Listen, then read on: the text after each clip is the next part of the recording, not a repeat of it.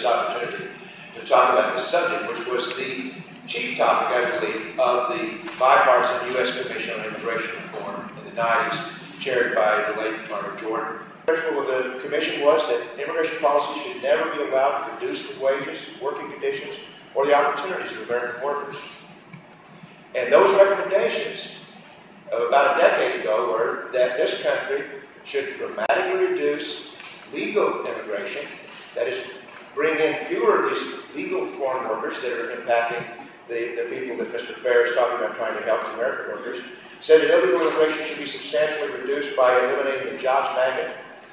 Illegal foreign workers in this country should be removed from the labor markets and caused to return to their home countries, and that large-scale foreign worker programs should be avoided.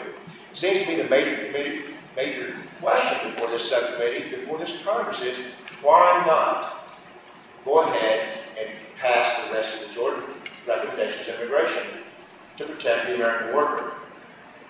Have the conditions of our vulnerable American workers improved so dramatically since then that that's no longer valid? And I think the answer is no, they've actually decreased.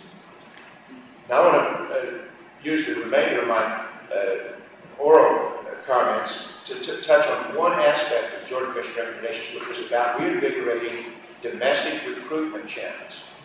And we can take an example right here in the Chesapeake region. Every year you have, especially over the Atlantic coast, every year you have all of these tourism industry businesses up and down the coast telling Congress we've got to have more visas for foreign workers. And yet, in just Virginia, Maryland, D.C. alone, there are 2 million working-age, native-born citizens who are not working right now. Many of these businesses have better procurement channels, labor recruitment channels with Poland than they do with the Potomac. Even though the Potomac has tens of thousands of older teens and young adults who are wasting away early years of their lives in non-employment, instead of getting the experience and the dignity of having the entry-level, the stepping-stone jobs that would lead them to lives of middle-class financial security later on. The Jordan Commission spoke to this problem. They said the availability of foreign workers may create a dependency on them. We see that everywhere.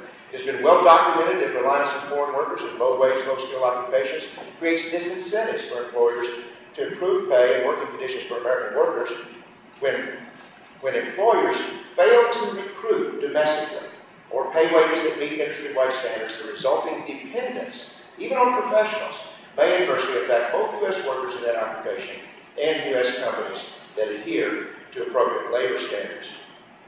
We have 23 million native-born Americans, 18 to 64, who are less educated, no more than a high school degree, who do not have jobs right now. 23 million. With this kind of situation, with the kind of poverty, when you read in the Post yesterday the story about Mr. Edwards, who's concerned about the 37 million people in poverty, you think, what would it be like if the American business community created domestic recruitment channels into these big pockets of poverty? And how would that change the suffering that we have at the lower levels of this country? I would say it's time to look at those Jordan Commission recommendations, maybe go further. I would say, why recruit through immigration any low-skilled worker to deal with those? And my final sentence, Madam Chairwoman, is that the evidence shows that we do not have a shortage of workers. We have a shortage of domestic recruitment channels.